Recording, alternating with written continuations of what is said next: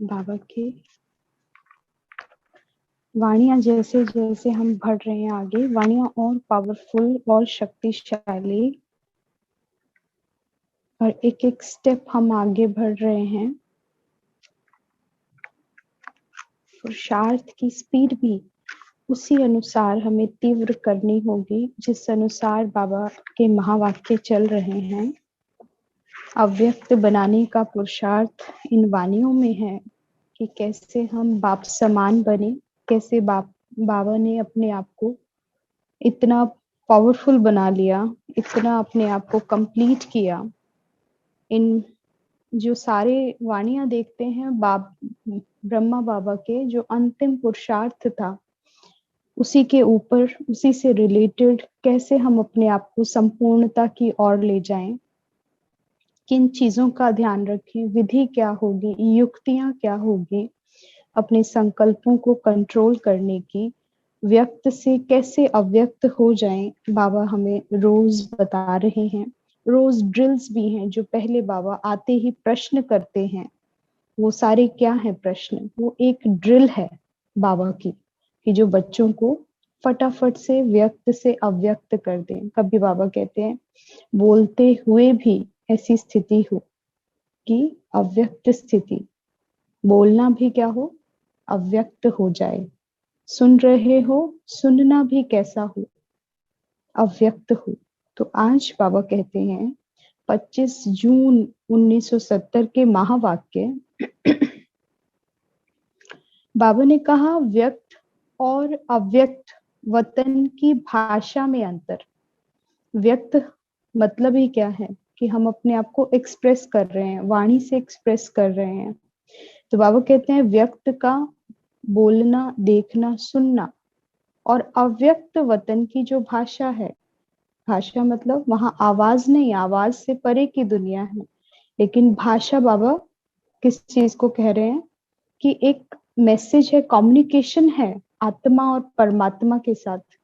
और वो कम्युनिकेशन कैसे होगा? जैसे भक्ति मार्ग में व्यक्त भाषा है, परमात्मा से बोलकर बात करते हैं, मंदिरों में जाते हैं, आरतियां गाते हैं, वो आरतियां गाना और मुख से बोलना, तो ये सारा क्या है? व्यक्त वतन की भाषा है। लेकिन अव्यक्त वतन की भाषा कैसी है? व्यक्त तो स्पष्ट है, जैसे अभी आपसे बातचीत चल रही है, बाबा के महावाक्य चल रहे हैं, वाणी है, आवाज है। लेकिन अव्यक्त वतन की भाषा क्या होगी? वहां तो वाणी नहीं है, आवाज नहीं है, आवाज से परे की बात है, अव्यक्त स्थिति की बात है। तो बाबा ने आज बहुत सुंदर उसको क्लियर करा है कि वो भाषा कैसी होगी और वो अंतर क्या है दोनों में। तो आज बाबा के महावाक्य सुनेंगे। बाबा ने कहा व्यक्त लोक में रहते, इस सृष्टि पर रहते, अव्यक्त वतन की भाषा को जान सकते हो। अव्यक्त वतन की भाषा को जान सकते हो। अव्यक्त वतन की भाषा कौन सी होती है? कब अव्यक्त वतन की भाषा सुनी है? किसी ने सुनी है? बाबा पूछते हैं। अभी तो अव्यक्त को व्यक्त लोक के निवासियों के लिए अव्यक्त आधार ले व्यक्त देश की रीति माफिक बोलना पड़ता है। बाबा को भी परकाया प्रवेश होते हैं, है ना। दादी का तन लिया, ब्रह्मा का तन लिया शिव बाबा ने, और आकर बोले। तो बाबा ने कहा वहां अव्यक्त वतन में तो एक सेकंड में बहुत कुछ रहस्य स्पष्ट हो जाते हैं। यहाँ आपकी दुनिया में बहुत बोलने के बाद स्पष्ट होता है। अपनी बात को कितना क्लियर, आवाज भी है, लेकिन कहते हैं कि मेरा कहने का ये भाव नहीं है ना। तो बाबा कहते हैं कितना बोलने के बाद कितना क्लियर करते हो, फिर स्पष्ट करते हो जी, ये मेरे शब्द जो थे इनका भाव कुछ और था। तो बाबा कहते हैं यह है फर्क व्यक्त भाषा और अव्यक्त। बाप दादा के इशारों से यह समझ सकते हो कि आज बाप दादा क्या देख रहे हैं। तो अव्यक्त भाषा, अव्यक्त वतन की भाषा क्या है? अव्यक्त इशारे हैं, टचिंग्स हैं, कि आप अपने मन के भाव बिना बोले बाबा को कहते हो और वहां पर संकल्प पहुंच जाता है। बाबा ने पीछे भी कहा ना कि तुम संकल्प तो बाद में क्रिएट करते हो, उससे पहले ही बाबा के पास आपके संकल्प पहुंच जाते हैं। तो बाबा कहते हैं वो है अव्यक्त इशारे, और फिर बाबा की जो टचिंग्स होती हैं, ऐसे नहीं बच्चे ऐसे करो। आप प्रश्न करते हो बाबा क्या करना चाहिए ऐसी परिस्थिति में, तो बाबा फिर क्या कहते हैं मुख से थोड़ी ना बोलते हैं, आकर इशारा आता है, फिर आपको क्लियर होता है कि ऐसे नहीं ऐसे करना है। ये बाबा की टचिंग थी। तो अव्यक्त इशारे हैं, इशारों की भाषा है। तो बाबा कहते हैं यह है फर्क व्यक्त भाषा और अव्यक्त। बाप दादा के इशारों से यह समझ सकते हो कि आज बाप दादा क्या देख रहे हैं। जैसे साइंस द्वारा कहाँ कहाँ बातें, कहाँ कहाँ के दृश्य कैच कर सकते हैं। साइंस के द्वारा कहाँ कहाँ की बातें, अब टीवी के प्रोग्राम्स हैं, रेडियो है, ये सब क्या है, व्हाट्सएप पे मैसेजेस आ रहे हैं, कहाँ कहाँ की भाषा, कहाँ के दृश्य, कोई लेना देना नहीं, लेकिन आपको पता है कि कौन सी कंट्री में कहाँ पर क्या हो रहा है। ये क्या है, साइंस का आधार है, साइंस यहाँ तक पहुंच गई है। और बाबा कहते हैं वैसे आप लोग अव्यक्त स्थिति के आधार से सम्मुख की बातों को कैच नहीं कर सकते हो। सम्मुख की बातें, बाबा कहते हैं जो पास में है, जो बाबा के पास बैठकर करते हो, और आपस में भी जो भाव है, शब्द नहीं, शब्दों के पीछे क्या भाव है, तो बाबा कहते हैं क्या उसको कैच नहीं कर सकते हो। उसको कैच करने का साधन ही क्या है, अव्यक्त होना पड़ेगा। तो बाबा कहते हैं 3 बातें देख रहे हैं, वह कौन सी हैं। बाप दादा आज यही देख रहे हैं कि हर एक कहाँ तक चेकर बना है। इस स्थिति तक पहुंचने के लिए, दूसरे के भाव को समझने के लिए, अव्यक्त इशारे समझने के लिए बाबा कहते हैं क्या करना होगा, 3 चीजें, 3 बातें बताई बाबा ने। पहली बात है चेकर बनना होगा, चेकिंग करनी है। तो बाबा कहते हैं और चेकर के साथ मेकर बनना है। कहाँ तक बने हैं बाबा पूछते हैं।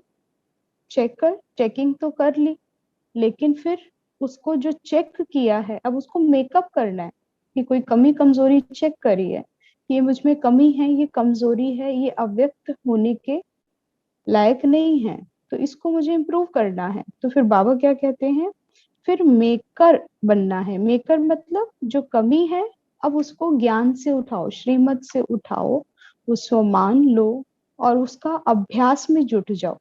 तो जब उसका अभ्यास करते हैं तो बाबा कहते हैं फिर मेकर भी बन जाओगे, लेकिन ये चेक करो कि चेकर के साथ मेकर कहाँ तक बने हैं।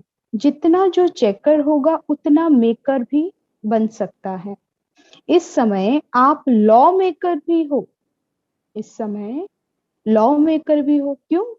क्योंकि इस वक्त हम सबसे बड़ी मर्यादाओं में चल रहे हैं। इस दुनिया में भी रहना है तो सरकार ने मर्यादाएं, लॉज रखे हुए हैं, तो वो लॉज के अकॉर्डिंग पॉपुलेशन को, सारी दुनिया को चलना होता है।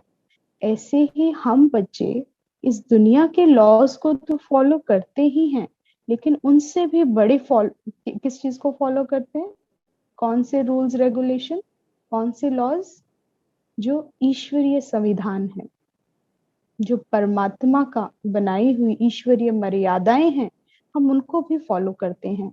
तो बाबा कहते हैं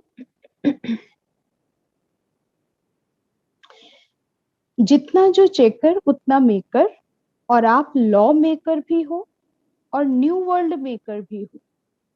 ईश्वरीय जो मर्यादाओं पर चलता है तो वो लॉ मेकर तो बनते ही हैं, उन्हीं के द्वारा कानून भी तैयार होते हैं, क्योंकि खुद वो उन नियमों पर चलते हैं, उन मर्यादाओं पर चलते हैं और उन्हें देख फिर सब चलते हैं। बाबा ने कहा आप लॉ मेकर भी हो और न्यू वर्ल्ड मेकर भी हो, और फिर नई दुनिया की, नई सृष्टि के रचना करने वाले भी हो। तो बाबा कहते हैं और तथा पीस मेकर भी हो। तीसरा क्या कहा, peace maker, law maker, new world maker और पीस मेकर। तो ये तीनों चीजें ध्यान रखना। शांति बनती कब है? जब हम मर्यादाओं पर चलते हैं। अगर नियम है, मर्यादाएं हैं, तो हम शांति से चल सकते हैं, रह सकते हैं। यहाँ पर भी अगर हम ट्रैफिक पर देखें, ट्रैफिक जो रूल्स हैं, रेड लाइट होना, ग्रीन लाइट होना, अगर ये ना हो तो क्या शांति हो गई? ट्रैफिक कितना है, तो एक्सीडेंट्स होंगे और अशांति बढ़ जाएगी। इसलिए नियम है, मर्यादाएं हैं।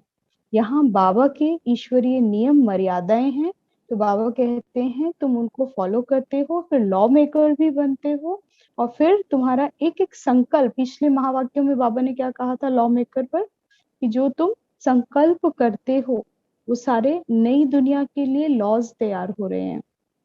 तो इसलिए कितना अपने एक एक संकल्प पर ध्यान रखना है। कोई भी संकल्प इधर से उधर ना हो। हमेशा याद रखो, मैं लॉ मेकर हूँ, तो जो लॉज में रहते हैं, जो नियमों पर चलते हैं, तो फिर वो कुछ नई क्रिएशन कर सकते हैं। और नई क्रिएशन के लिए लॉ मेकर होना जरूरी है, और पीस मेकर बाबा ने कहा। लेकिन मेकर के साथ चेकर जरूर बनना है। बाबा कहते फिर कानून बना, कई क्या करते हैं, चेकिंग नहीं करते, कानून बनाते रहते हैं। तो बाबा का मेकर के साथ चेकर भी जरूर बनना है। विशेष क्या चेक करना है? यही सर्विस अब रही हुई है जिससे नाम वाला होना है।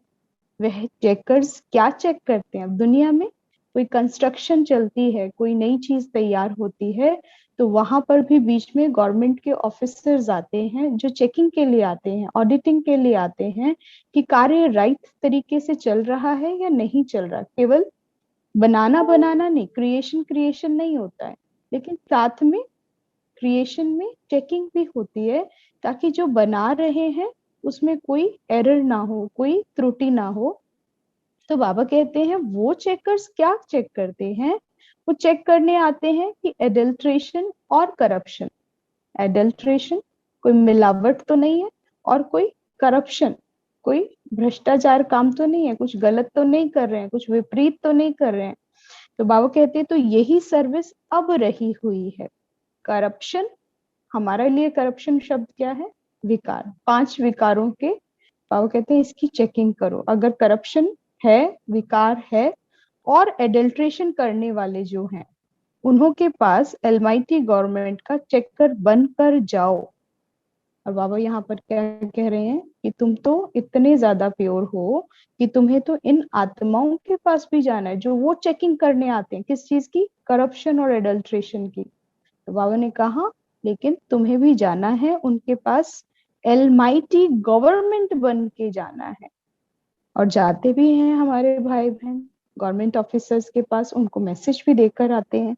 तो बाबा कहते हैं जैसे उस गवर्नमेंट के चेकर्स व इंस्पेक्टर्स कोई के पास आते हैं, जाते हैं, तो वह अपना भेद बता नहीं देते हैं।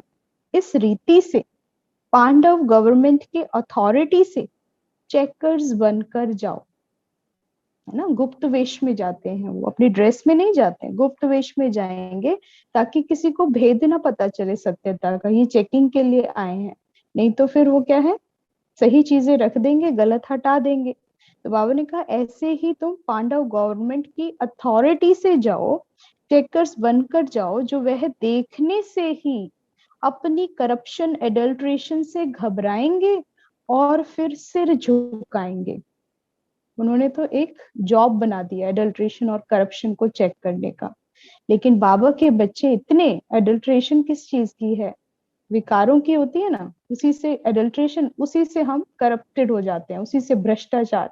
लेकिन बाबा ने जो ज्ञान दिया है, श्रीमत दी है, उससे हम क्या बनते हैं? श्रेष्ठाचारी बनते हैं। तो बाबा की गवर्नमेंट कैसी है? बाबा के बच्चे कैसे हैं? श्रेष्ठाचारी हैं, निर्विकारी हैं, तो पवित्र हैं। और पवित्रता का सामना साधारण कोई भी अपवित्र मनुष्य कर नहीं सकता। वो भल चेकिंग का काम करते हैं, अडल्ट्रेशन का चेक करते हैं, करप्शन को चेक करते हैं, लेकिन प्योरिटी की पावर नहीं है। यहाँ बाबा के बच्चों के पास पवित्रता की शक्ति है, जो अतुलनीय है, जिसका कोई कंपैरिजन नहीं है। और बाबा कहते हैं जब ऐसे बच्चे जाते हैं, तो वो करप्शन और एडल्ट्रेशन करने वाले घबराएंगे भी और सिर झुकाएंगे, है ना। तो बाबा कहते हैं अब यह सर्विस रही हुई है, इसी से नाम वाला होना है। एक ने भी सिर झुकाया तो अनेकों के सिर झुक जाएंगे। पांडव गवर्नमेंट की अथॉरिटी बनकर जाना और ललकार करना। अब समझा, अपना भी चेकर बनना है और सर्विस में भी। लेकिन कौन कर सकेगा ऐसी सेवा? उसको इतनी पावर चाहिए, और उसके लिए पहले खुद की सेल्फ चेकिंग, खुद के चेकर जो बनेंगे, खुद के अंदर एडल्ट्रेशन ना हो, खुद कोई करप्शन ना करे। करप्शन किस चीज की? विकारों के अधीन ना हो। तो बाबा कहते हैं फिर ऐसे बच्चे ललकार करते हैं, जो जितना चेकर और मेकर बनता है वही फिर रूलर भी बनता है। जो जितना चेकिंग करेगा और फिर मेकर बनता है तो वो रूलर भी बनता है। भविष्य में क्या बनना है? काहे की क्रिएशन हो रही है? तो बाबा कहते हैं रूलर भी बनना है। तो बाबा कहते हैं तो कहाँ तक चेकर बने हैं और मेकर्स बने हैं? अपने अंदर की चेकिंग करो, मुझ में क्या कमी है, संपूर्णता के लिए क्या जरूरी है, कैसे मैं संपूर्ण हूंगा, मेरा संपूर्ण स्वरूप क्या है।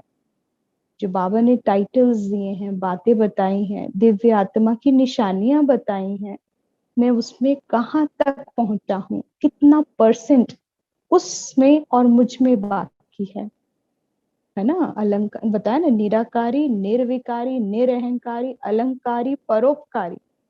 अब अलंकारी में वो दिव्य स्वरूप आ जाता है, मर्यादा पुरुषोत्तम, 16 कला संपूर्ण, संपूर्ण निर्विकारी।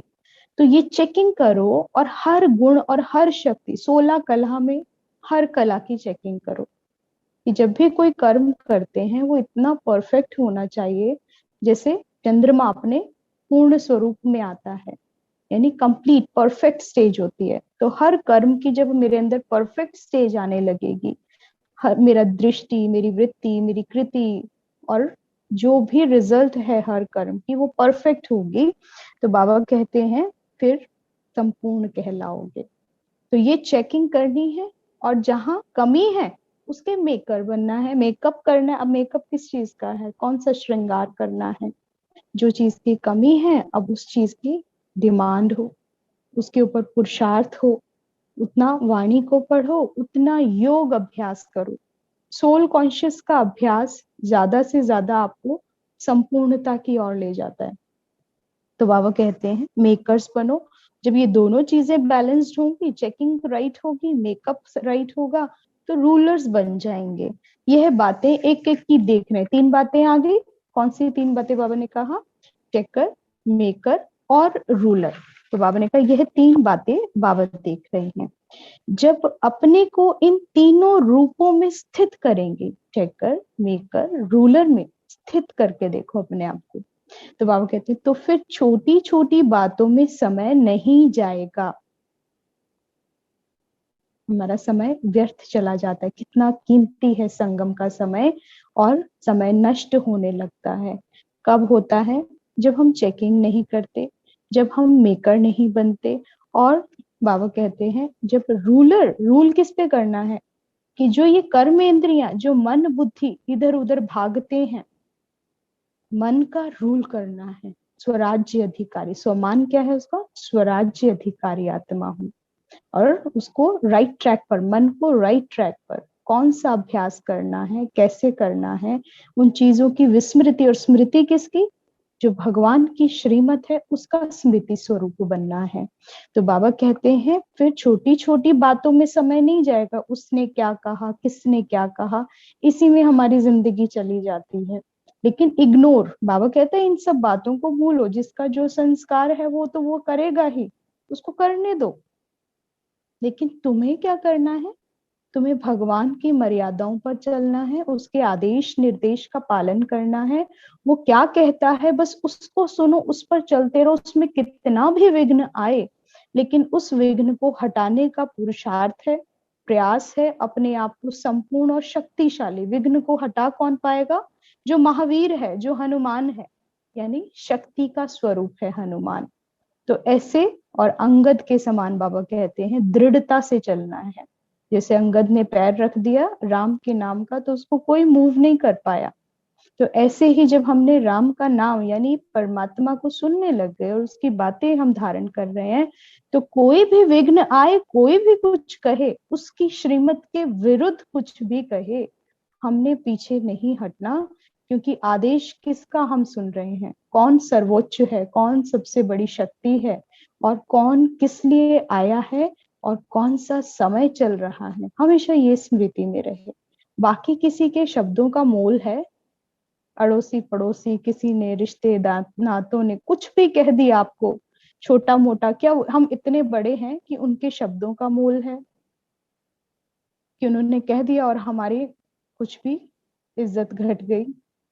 तो इन चीजों को भूलना है और याद किसको करना है, बाबा के महावाक्य, मनसा सेवा करनी है, जिम्मेवारी का ताज दिया है, इतनी जिम्मेवारी बाबा ने दे दी है, तो उसके प्रति हम पुरुषार्थ करके आगे बढ़ते चले, रादर देन किसी को भी सुने, कोई कुछ भी करता रहे, अब हमने उसको भूलना है। हर रिलेशनशिप, देह और देह के सर्व संबंध बाबा कहते हैं भूलो, लौकिक भूलो, और एक समय आएगा अलौकिक का रिस्पेक्ट रिगार्ड करते करते उसकी भी विस्मृति, डिटैच स्टेट में रहना है, अटैच कहीं नहीं होना है। अटैच होते ही पीड़ा कष्ट होते हैं, जितना डिटैच, मैं और मेरा, मेरा सब कुछ कौन, शिव बाबा, मैं आत्मा, मैं शिव बाबा का बच्चा और मेरा बाबा, सर्व संबंध उसी से है। वो अविनाशी प्राप्ति है, अविनाशी की तरफ नजर रखेंगे तो अविनाशी सुख मिलेगा, अविनाशी आनंद की प्राप्ति, आनंद अपने आप में अविनाशी है, तो अविनाशी सुख की प्राप्ति होगी। विनाशियों की तरफ देखोगे, इनके शरीर भी छूटे जाएंगे, सुख संपत्ति जो क्षण भंगुर है वो भी छूटेगी, कभी भी जा सकती है। इस पर नजर रखोगे, बुद्धि रखोगे तो रोगे, आज नहीं तो कल तो रोना पड़ेगा। समय क्या है, इशारे दे रहा है, किस चीज के इशारे दे रहा है, कि ये युग जो है समाप्ति की ओर है, सतयुग की स्थापना का समय है। अब जो है अविनाशी को देखो, अविनाशी संबंध क्रिएट करो, अविनाशी पिता को याद करो, वो सदैव हर क्षण आपके साथ रहेगा। तो बाबा कहते हैं ऐसा मेकअप करो, माइंड मेकअप करो, टाइम को मैनेज करो और माइंड का मेकअप करो, किस चीज से, श्रीमत से मेकअप करो। तो बाबा कहते हैं जब है ही, ऐसी छोटी छोटी बातों में समय नहीं जाएगा, जब है ही औरों के भी करप्शन एडल्ट्रेशन चेक करने वाले, तो अपने पास फिर करप्शन एडल्ट्रेशन रह सकती है। तो यह नशा रहना चाहिए कि हम इन तीनों ही स्थितियों में कहां तक स्थित रह सकते हैं, तो यह नशा रहना चाहिए। रूलर्स जो होते हैं वह किसके अधीन नहीं होते हैं। फिर जो चेकर है, मेकर है, बाबा कहते हैं वो रूलर स्वतः बन जाएगा। और रूलर माना अधिकारी, बाबा कहते हैं रूलर्स जो है वो किसी के अधीन नहीं होते, अधिकारी होते हैं। वह कब किसके अधीन नहीं हो सकते, तो फिर माया के अधीन कैसे होंगे। अधिकार को भूलने से अधिकारी नहीं समझते। तो इतनी बड़ी पोस्ट पे जब कोई गवर्नमेंट ऑफिसर है या कोई भी बड़ी पोजीशन पर है, तो प्रधानमंत्री है, कोई राष्ट्रपति है, कोई महामंत्री है, तो बाबा कहते हैं जब इतनी बड़ी पोस्ट पे होंगे तो उसका नशा भी होता है, उन्हें अपने अधिकार अथॉरिटीज पता होती हैं। लेकिन जिसको नहीं पता होता, अगर भूल जाए कि मैं अधिकारी हूँ, मेरे अंदर ये पावर्स हैं, तो क्या वो कोई रूल कर पाएगा, कोई लॉज बना पाएगा, कोई किसी की संभाल कर पाएगा, कोई उद्धार कर पाएगा, कोई विश्व कल्याण कर पाएगा, नहीं कर सकता। लेकिन जब स्मृति होगी कि मैं कहाँ तक मुझे अथॉरिटी है, अधिकार है, तो वो वहां तक देखता है, उसकी दृष्टि वहां तक रहती है और वो वहां तक कल्याण करता है। तो बाबा कहते हैं जो अधीन होते हैं वो अधिकारी नहीं हो सकते, वह कब किसके अधीन नहीं हो सकते, तो फिर माया के अधीन कैसे होंगे। पांच विकार बाबा कहते हैं इनके अधीन कैसे होंगे, आप अधिकारी बच्चे हो। और किसने अधिकार दिया है, किसके अधिकारी हो, ईश्वरीय शक्तियों के, ईश्वरीय गुणों के, जो ईश्वरीय सत्ता अपना कार्य कर रही है, ईश्वरीय गवर्नमेंट अपना कार्य कर रही है, वहां पर मुझे पद प्राप्त हुआ है, कौन सा, अधिकारी का। तो बाबा ने कहा ऐसे बच्चे फिर माया के अधीन कैसे होंगे? अधिकार को भूलने से अधिकारी नहीं समझते, अधिकारी न समझने से अधीन हो जाते हैं। जितना अपने को अधिकारी समझेंगे उतना उदार चित्त जरूर बनेंगे।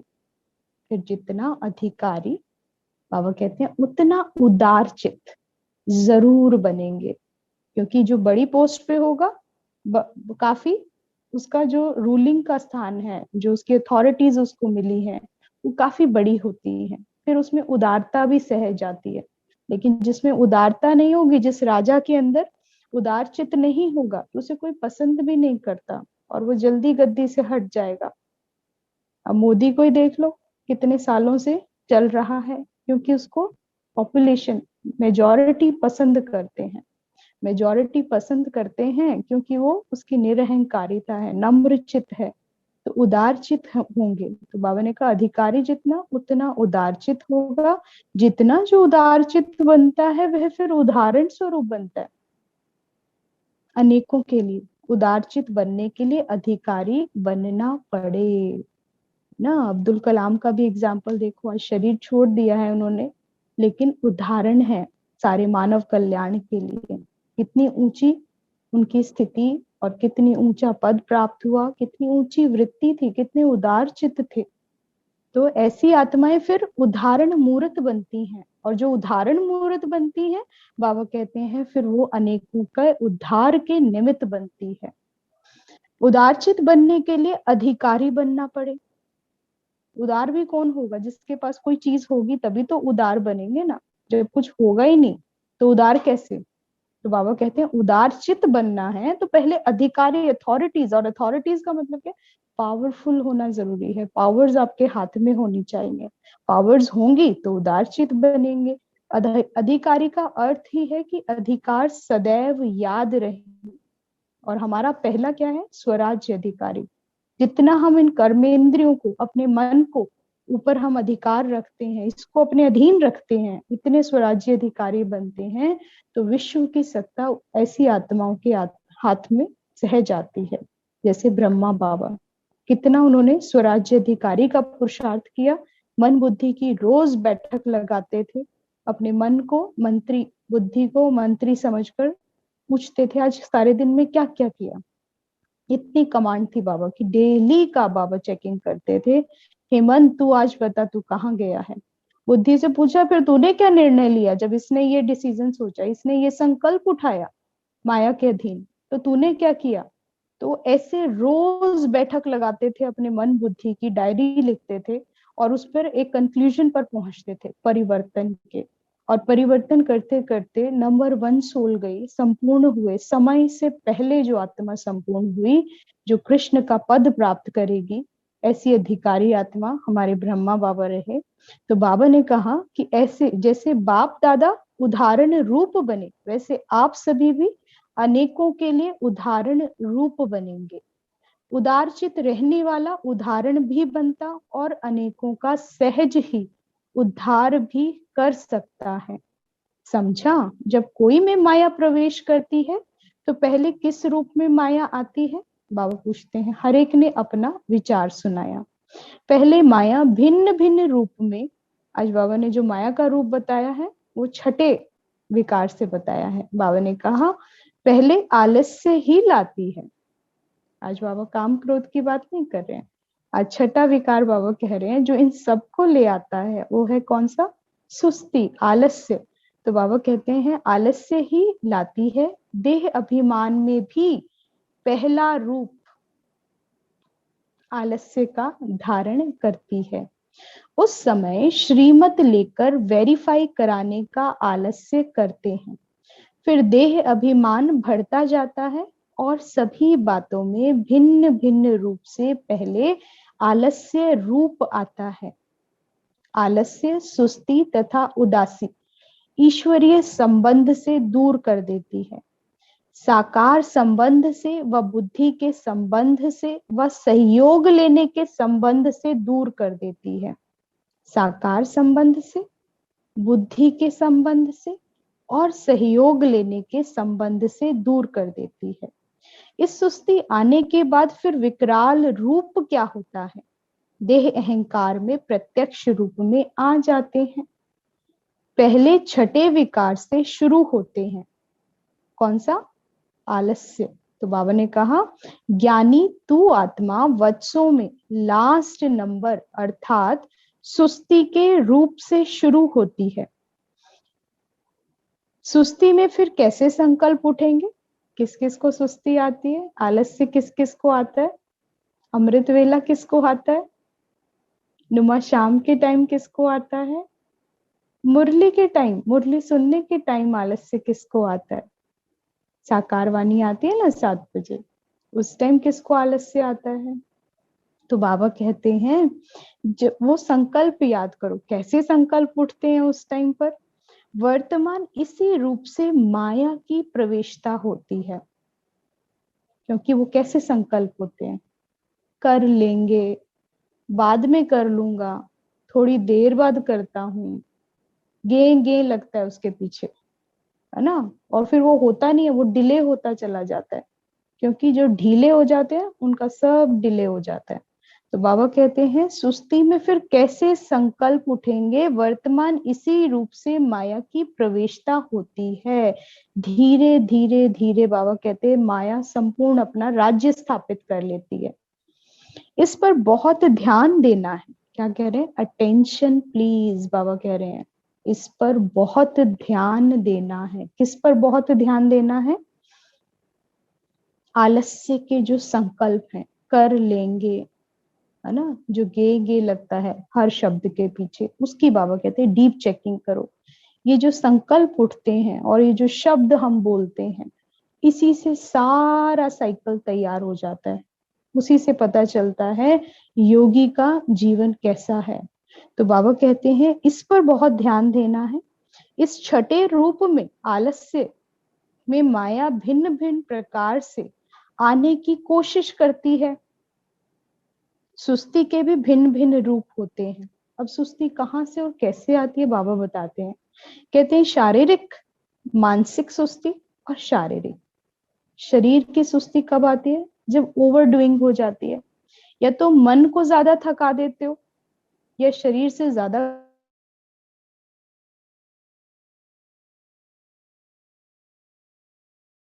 क्या है कि वो टालते रहते हैं।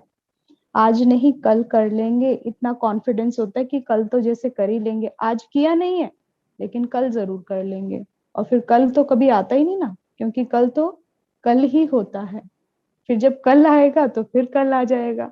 तो बाबा कहते हैं शारीरिक मानसिक दोनों संबंध में भी माया आ सकती है। कई सोचते हैं चलो अब नहीं तो फिर कब यह कर लेंगे, जल्दी क्या पड़ी है। ऐसे ऐसे बहुत रॉयल रूप से माया आ जाती है। कई यह भी सोचते हैं कि अव्यक्त स्थिति इस पुरुषार्थी जीवन में 6 से 8 घंटा रहे। यह हो ही कैसे सकता है?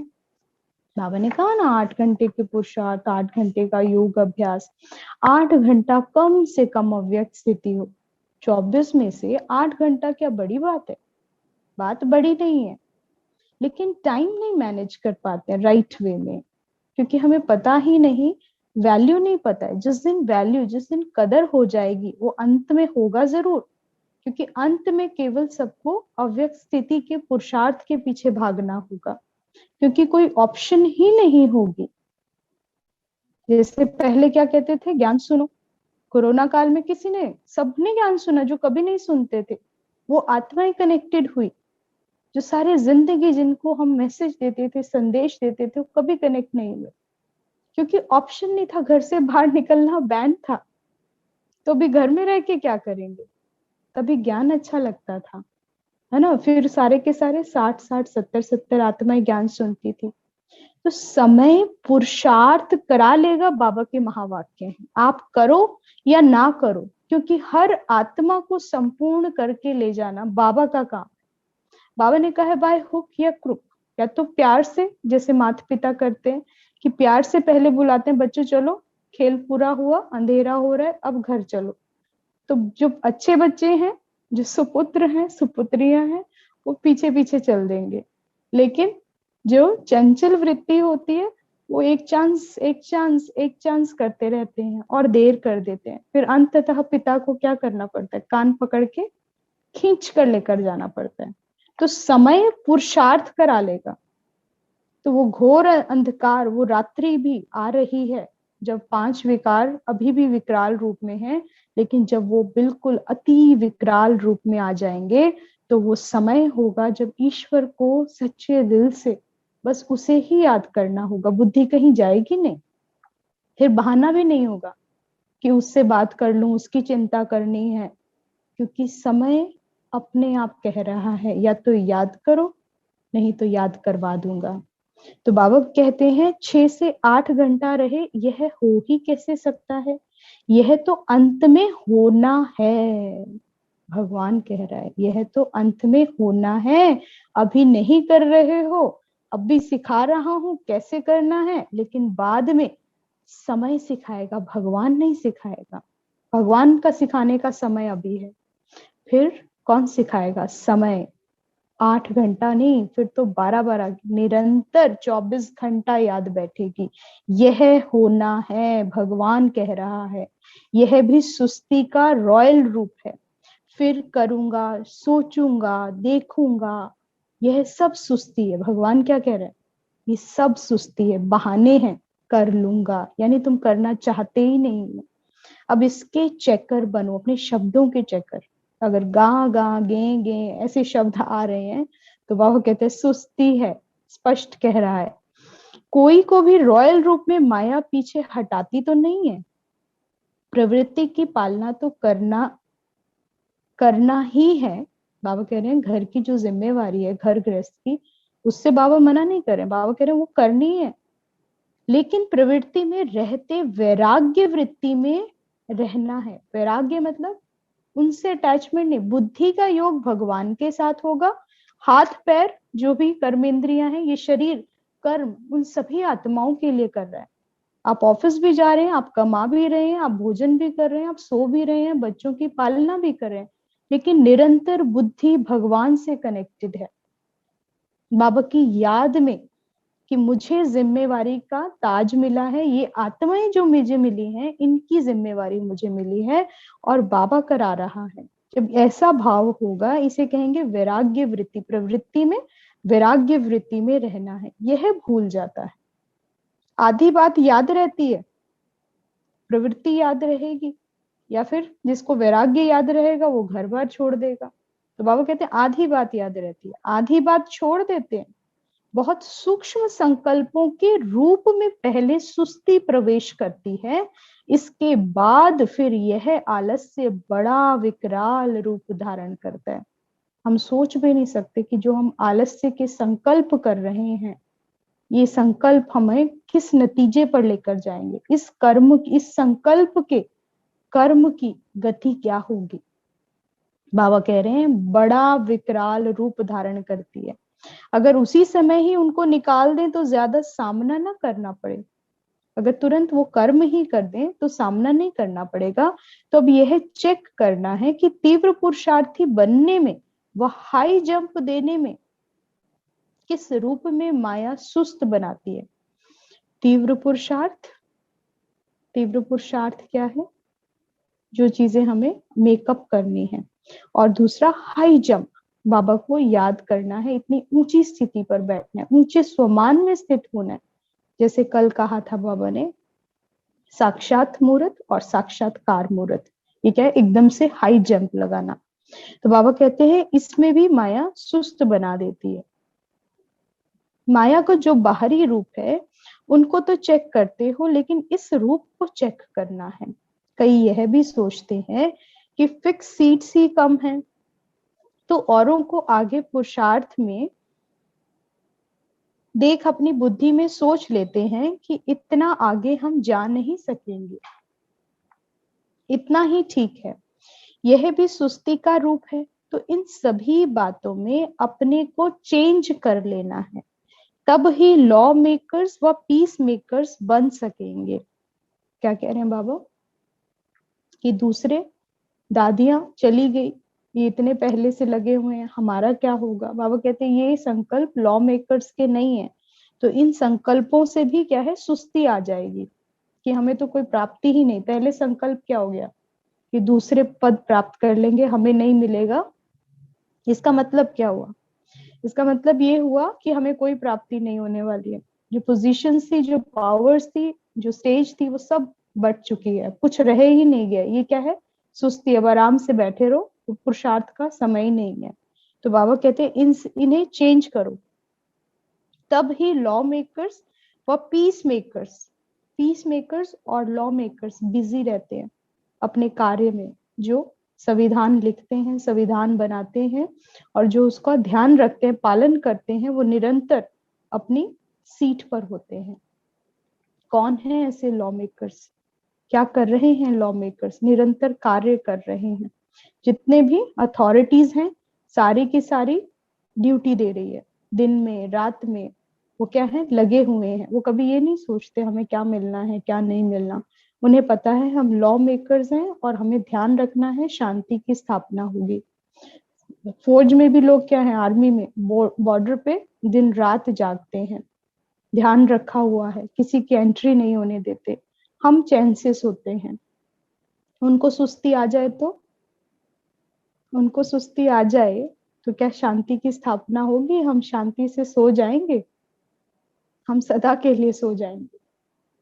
तो बाबा कहते हैं लॉ मेकर्स व पीस मेकर्स बन सकेंगे व न्यू वर्ल्ड के मेकर्स बन सकेंगे। पहले स्वयं को ही न्यू नहीं बनाएंगे तो न्यू वर्ल्ड के मेकर कैसे बनेंगे? पहले तो खुद को बनाना है ना। पुरुषार्थ में तीव्रता लाने का तरीका मालूम है, फिर उसमें ठहरते क्यों नहीं हो? जब तक अपने से कोई प्रतिज्ञा नहीं की है, तब तक परिपक्वता आ नहीं सकेगी। और उसका तरीका क्या बता रहे हैं? सुस्ती खत्म हो, प्रतिज्ञा। बाबा कहते हैं प्रतिज्ञा करोगे, परिपक्व बनोगे। जब तक यहाँ फिक्स नहीं करेंगे, तब तक वहां सीट्स फिक्स नहीं होंगी। तो अब बताओ पुरुषार्थ में तीव्रता कब लाए? अभी से। म्यूजियम व प्रदर्शनी में जो स्लोगन सभी को सुनाते हो ना कि अब नहीं तो कब नहीं, सुस्ती खत्म करने के लिए स्वमान स्लोगन अब नहीं तो कब नहीं, वह अपने लिए भी याद रखो। कब कर लेंगे ऐसा ना सोचो, अभी बनकर दिखाएंगे। जितना प्रतिज्ञा करेंगे उतनी परिपक्वता व हिम्मत आएगी और फिर सहयोग भी मिलेगा। प्रतिज्ञा के साथ परिपक्व होंगे, हिम्मत आएगी और पुरुषार्थ की। और बाबा कहते हैं फिर सहयोग, भगवान का सहयोग, ब्राह्मण परिवार का और सारी सृष्टि का सहयोग। कहते हैं ना, सारी कायनात जुट जाती है आपको, आपका संकल्प पूरा कराने में।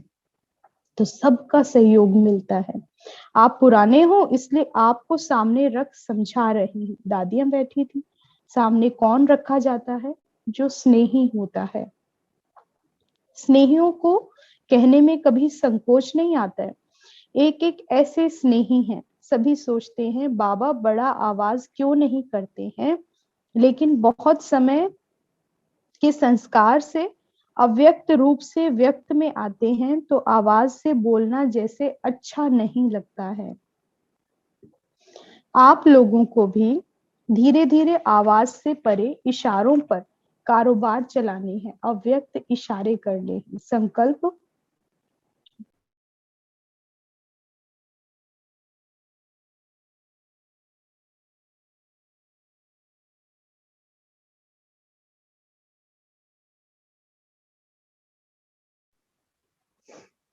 बाबा कहते हैं आप लोगों को भी धीरे धीरे आवाज से परे इशारों पर कारोबार चलाने हैं।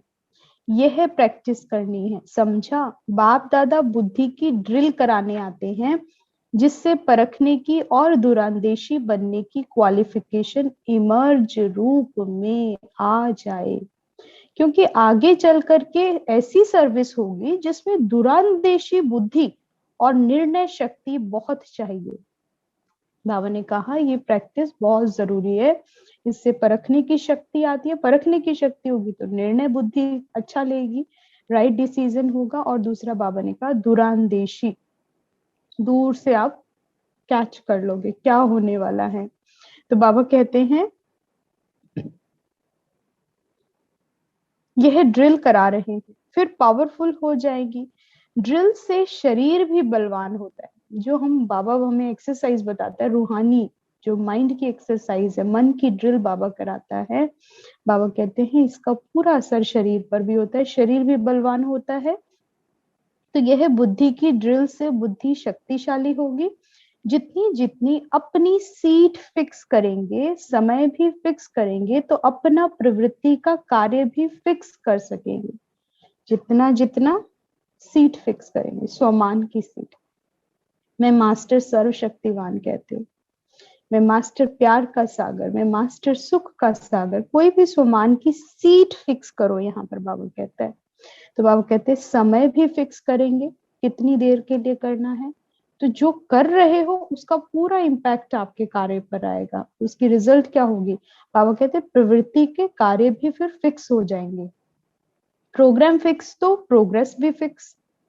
अगर प्लानिंग, स्केड्यूल, टाइम टेबल आपका चल रहा है राइट तरीके से, वैसे ही चल रहे हो, फिक्स्ड है हर चीज, तो बाबा कहते हैं प्रोग्रेस 100% फिक्स्ड है। वरदान दे रहा है बाबा। प्रोग्रेस हिलती है तो प्रोग्राम भी हिलते हैं। प्रोग्राम क्यों हिलते हैं? क्योंकि प्रोग्रेस हिल गई है, फिक्स नहीं है। पुरुषार्थ हिल रहा है, अब फिक्स करना सीखो। अब संपूर्ण बनकर औरों को भी संपूर्ण बनाना बाकी रह गया है। खुद अव्यक्त बनो, अव्यक्त स्थिति में आओ। जितना अव्यक्त होंगे, दूसरे अपने आप स्वतः अव्यक्त हो जाएंगे। जो बनता है वह फिर सबूत भी देता है। अभी बनाने का सबूत देना है, बाकी इस कार्य के लिए व्यक्त देश में रहना है। पुरुषार्थ यही करना व्यक्त होने का, लेकिन कहाँ करना है? सृष्टि रंगमंच पर, व्यक्त देश में करना है। तो बाबा ने आज क्या क्या कहा, रिवाइज कर लेते हैं। व्यक्त और अव्यक्त वचन की भाषा में अंतर क्या है? यहाँ वाणी है और वहां इशारे हैं। बाबा ने 3 बातें हमें बताई, चेकर, मेकर और रूलर बनना है। चेकिंग करनी है, किस चीज की चेकिंग करनी है? कोई भी अडल्ट्रेशन, कोई भी तरह की करप्शन ना आए, उसकी चेकिंग। फिर अपने आप के अंदर मेकअप करना है, मेकर बनना है। बाबा ने कहा आप लॉ मेकर भी हैं, न्यू वर्ल्ड मेकर भी है और पीस मेकर भी है। ये 3 बातें बाबा ने कही, इनका विशेष ध्यान रखना है। और जो रूलर्स होते हैं, बाबा ने कहा वो उदारचित होते हैं, उदाहरण चित भी होते हैं, और वही फिर उद्धार के, अनेकों के उद्धार के निमित्त बनते हैं। फिर बाबा ने आलस्य का बताया कि माया भिन्न भिन्न रूप से आती है, लेकिन विशेष कौन सा होता है? आज बाबा ने आलस्य, सुस्ती। तो इसको बाबा ने कहा खत्म करो, की स्वरूप प्रतिज्ञा करो, अब नहीं तो कब नहीं। जो अब नहीं तो कब नहीं को स्मृति में रखते हैं तो फिर वो और ये पकड़ है और ये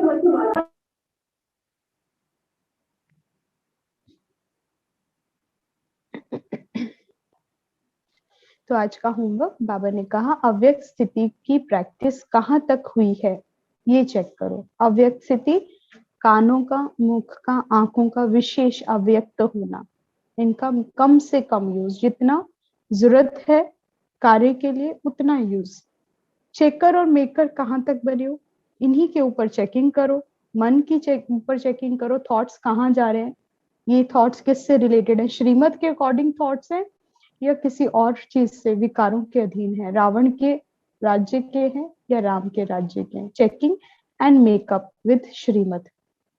चेकर, मेकर, रूलर, तीनों स्थितियों में कहाँ तक स्थित रह सकते हो चेक करो। अपने टाइम टेबल में अपना ऐसा स्केड्यूल तैयार करो जिसमें चेकिंग हो। फिर एक योग की स्थिति तैयार करो जिसमें मेकअप, स्वमान हो उस चेकिंग से रिलेटेड। और फिर सारा दिन में उसके ऊपर रूल करो। जो स्वमान लिया, जो कमी देखी, उसके ऊपर रूल करो कि वो कमी ना आ जाए और मैं जो हूं ये हूं, यानी वो स्वमान। तो बाबा ने कहा ऐसा अभ्यास करो। चेक करो सुस्ती की प्रवेशता है, अपने अंदर चेकिंग करो। आलस्य तो नहीं है, अगर है तो कितनी परसेंटेज है सुस्ती की, आलस्य की, उसे हटाने की युक्तियां क्या होंगी। बाबा ने क्या कहा? प्रतिज्ञा, खुद से प्रतिज्ञा करो। आज से प्रतिज्ञा करो कि अब से अमृत वेला राइट टाइम पर सब कुछ एक्यूरेट होगा, मुरली राइट टाइम पर होगी, घर के सारे कार्य जो जो जिसको जब जब देना है उनके जाने से पहले इतने टाइम पर फिक्स, बाबा ने कहा प्रोग्राम फिक्स करो तो प्रोग्रेस फिक्स्ड हो जाएगी, तीव्र पुरुषार्थी कहलाओगे। तो वहीं पर परिवर्तन शुरू है। फिर बाबा ने कहा रोज अपने से एक प्रतिज्ञा करो और उसे पूरा करो। रोज एक चेकिंग, रोज मेकअप, रोज उसके ऊपर रूलिंग। फिर बाबा ने कहा रोज प्रतिज्ञा उसके प्रति और उसको कंप्लीट करो। फिर दूसरी प्रतिज्ञा, दूसरी कमी कमजोरी पर। तो ऐसे फिर प्रोग्रेस बढ़ेगी, तीव्र पुरुषार्थी बन जाएंगे। आज का स्वमान, मैं सृष्टि रंगमंच पर law maker, new world maker और पीस मेकर आत्मा हूँ। मैं इस सृष्टि रंगमंच पर law maker, new world maker और पीस मेकर आत्मा हूँ। पहले तो खुद को पीस में रखना है, इसीलिए शांति में जो खुद रहेगा वो दूसरों को शांति दे सकता है। हमेशा अपनी शांति का ध्यान रखो, वो अशांत ना हो। अशांत होते तब हैं जब विकारों के अधीन होते हैं। तो विकारों को खत्म करो तो अशांति भी खत्म हो जाएगी। निर्विकारी बनो, पवित्र बनो, योगी बनो, ज्यादा से ज्यादा देही अभिमानी स्थिति में स्थित रहो। ये थे आज के बाबा के बहुत सुंदर महावाक्य। अच्छा, ओम शांति।